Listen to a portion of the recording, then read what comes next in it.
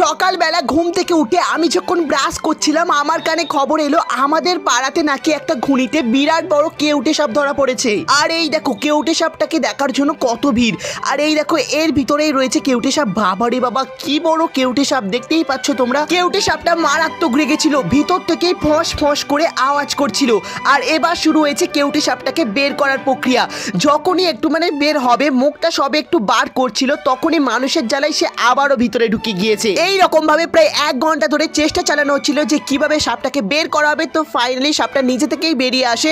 আর দেখতে পাচ্ছ সব কত লোক লাঠি সোটা নিয়ে সব দাঁড়িয়ে আছে। যদি সাপটা কাউকে কি অ্যাটাক করে, এরাও কিন্তু সাপটাকে অ্যাটাক করবে। তো সাপটা কিন্তু কাউকেই অ্যাটাক করে না এবং শান্ত ছিল। তো সেই জন্য সবাই ডিসাইড করলো যে একে ছেড়ে দেওয়া হবে এবং তার আগে একটু খেলা দেখানো হবে, কারণ সবাই মিলে বলছিল যে খেলা দেখাও সাপটাকে নিয়ে খেলা দেখাও। তাই একটা বাড়ি নিয়ে খোঁচানো হচ্ছিল সাপটাকে। তো সেটা দেখতে একটু ভালোও লাগছিল। তো চলো টাটা বাই বাই।